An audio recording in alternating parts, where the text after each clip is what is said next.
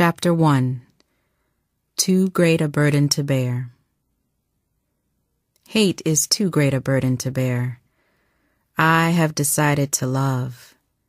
If you are seeking the highest good, I think you can find it through love. And the beautiful thing is that we aren't moving wrong when we do it, because John was right. God is love. Martin Luther King, Jr., where do we go from here? In the end, we will remember not the words of our enemies, but the silence of our friends. Martin Luther King, Jr. I woke up on Sunday morning, September 15th, 1963, and looked out my bedroom window. The sky was slightly overcast, but the sun was trying hard to shine through the clouds. It was a warm, beautiful September day in Birmingham, Alabama. An ordinary, busy Sunday morning at the Maull home. I laid out my white Sunday dress. I had starched and ironed it before I went to bed the night before. At age 14, I didn't own a lot of clothes because there were 6 children to clothe in our household. But I had several special church dresses and 1 pair of black patent leather shoes I saved just for Sunday church. Today was Youth Sunday at 16th Street Baptist Church. On the 4th Sunday of each month, Reverend John H. Cross asked the church's youth to lead the service, teach the Sunday school classes, and take over jobs the adult members usually did. It proved an exciting day for us each month. The boys wore dark pants and white shirts on those Sundays, and the girls wore their prettiest white dresses. I had been an active member of 16th Street Baptist Church in Birmingham, Alabama, for as far back as I could remember. In 1950, when I was 2 years old, my parents registered me in the Cradle Roll Sunday School class. My church served as the center of my life. I worshiped there. I socialized there. I even worked there part-time as a church secretary.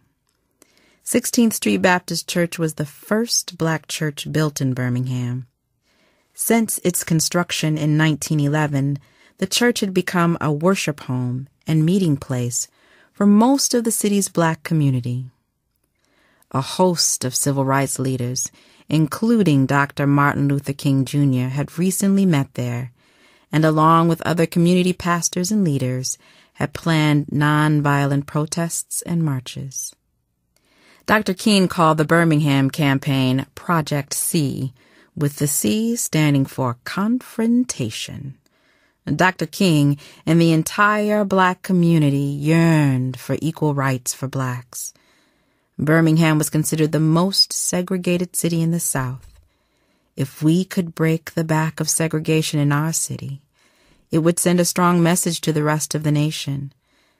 But it would prove to be an extremely difficult fight. Several responsibilities awaited me at home before I could leave for church.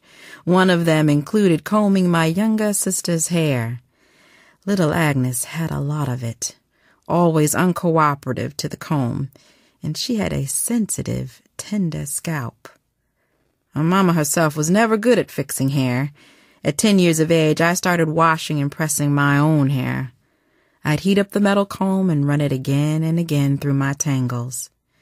After Agnes came along, Mama gave me the assignment of combing her hair, too. I loved taking care of Agnes and her hair, and I loved making her look pretty. It was like having my own live baby doll. In the mornings before I left for school, Agnes usually held still and allowed me to comb and braid her hair. Even though I tried to be gentle, it usually hurt her to get the kinks out. Sometimes she'd cry. That Sunday, she refused to hold still. Restless and not wanting to be bothered, she kept pushing me away. "Please, Agnes," I begged. "Be still. I've got to be on time for Sunday school. It's Youth Sunday. I have my reports to do, and I've got to get there and count the money. I need to be on time this morning." But my sister refused to cooperate. "Mama," I called in desperation. Agnes won't let me comb her hair, and I'm going to be late for Sunday school. I need to go. Well, just leave her here this morning, Mama told me. You go on to church. Agnes can stay home with me. Thank goodness, I thought. The last thing I wanted was to be late and upset Mrs. Shorter, the church secretary. She would have been working in the office and answering the phone all that morning. Miss Shorter and I worked side by side in the church office on Sundays. Come on, Wendell, Kirk, I called to my younger brothers. We've got to go. Now that my oldest brother Samuel was a freshman at Bradley University in Peoria, Illinois, that left my 16-year-old brother Chester as the oldest child at home. He had just gotten his driver's license, and Mama asked him to drive us to church. Chester was excited to have permission to drive the family car that morning. He sat up straight and proud behind the steering wheel of our 1960 royal blue Chevrolet Impala.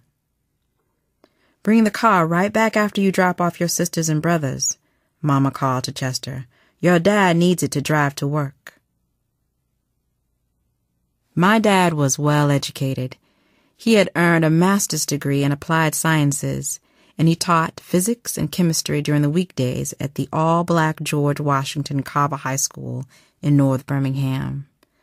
Prior to that, Daddy had taught at Industrial High School, which later became A.H. Parker High School, the first high school in Birmingham built specifically for black students. In the evenings and on weekends, in spite of his intelligence and education, he worked a menial job. He waited tables at the elite, white members-only Birmingham Country Club in prestigious Mountain Brook, a city with old money and deeply ingrained segregated ways. It proved a lowly position for Daddy, but he did what he needed to do to feed his family and keep the roof over our heads. He couldn't eat at the Birmingham Country Club, of course. People of color couldn't. But they worked there, cooking, serving, and cleaning up. My parents had dreams that each of their children would graduate from college, so Dad earmarked the money from this job for college savings for the 6 of us kids. Before Daddy left home in the evenings and on weekends, he'd slip into the club's waiter uniform, a short white jacket trimmed in green cord around the sleeves and neck, with BCC embroidered on the front. After he arrived, he would pull on freshly bleached waiter's gloves and begin his work. My father would occasionally speak to us about his experiences and interactions with the customers at the BCC. He did his job well, responded with the mandatory "yes, sir" to diners' demands, and pretty much just kept his mouth shut. He never spoke about his education or teaching position while he was there, not wanting his employers or customers to call him uppity and take away his job. Daddy never told us what he overheard around the country club tables he served. I guess he didn't want to frighten us. He always tried hard to protect us. He wasn't alone in his approach. In those days, adults in the black community didn't talk to their children about painful happenings. They just kept quiet about those things and tried to move on, in spite of all that was going on around them. But I have no doubt that during the 30 years he worked there, he learned much about racist Birmingham. I suspect he occasionally heard conversations from Klan club members that caused his heart to miss a beat. But when such remarks caused him additional fears and concerns, he just enforced new rules upon his children. Hard to follow, strict rules. He was very much a disciplinarian, and he regimented our coming and going. He expected complete obedience to whatever rules he laid down at home. We understood, and we usually obeyed to the letter. If we decided not to listen, we knew harsh punishment would follow. It was years before we realized that his unwieldy rules were designed to protect us from the evil possibilities of the mean-spirited world around us. You children aren't to go near the railroad tracks going toward the pipe company, Daddy ordered us. He gave no reason. He didn't have to. As strict as he was, we knew Daddy was just and fair. We knew he loved us and wanted what was best for us. Daddy often warned my older brothers, "Samuel and Chester, you protect our girl child and walk to school together." Daddy rarely called me by my name Carolyn. He referred to me as a family's girl child, or Caroline. It wasn't uncommon to hear Daddy demand, "If 3 children leave this house together, then 3 children must return to this house together." We had to know where each sibling was at all times. We were definitely our brother's keepers. As Birmingham grew increasingly violent in the 1960s, Daddy's list of non-negotiable rules grew longer from year to year. We knew he meant business, and we knew better than to question him. I sulked when Daddy insisted that I, his girl child, be escorted almost everywhere I went. I didn't mind so much when my older brothers walked with me down the streets of Birmingham or accompanied me to neighborhood parties, but I felt terribly embarrassed when Daddy made my 2 younger brothers go with me. Because of Daddy's tight leash, I also wasn't allowed to spend the night at any of my friends' homes or babysit for children in the community. About the only place he permitted me to go alone, unescorted by my brothers, was church. It was a safe place, and I had certain responsibilities there. I escaped to the church as often as I could. When we occasionally disobeyed a rule, Daddy enforced punishment that we would long remember. Sometimes he grounded us or put us in temporary isolation if we got out of line. The boys got their share of spankings, but my father hardly ever spanked me. Instead, he'd take away Sunday afternoon movie privileges, or not let me talk on the phone, or tell me I couldn't go to club meetings with my friends. He believed discipline and rules were a must for children, especially young boys, and especially those growing up in Birmingham, Alabama. Daddy also imposed a 5-minute limit on the use of the bathroom and the telephone. If we exceeded our 5 minutes, particularly if someone else was waiting to use the phone, Daddy simply unplugged it. He also made strict rules about hitting a girl child. My brothers knew not to hit me or my little sister because if they did, they could expect to be in a lot of trouble. Daddy believed in respecting and protecting women. We knew we needed to show Mama utmost respect. Showing Mama disrespect always, without fail, meant severe punishment. If my dad thought we had even looked at my mother in a disrespectful way, we faced big trouble. Sometimes we unwisely tested Daddy's rules. One day, when Chester was 15, with a learner's permit but no license, he slipped away with the family car.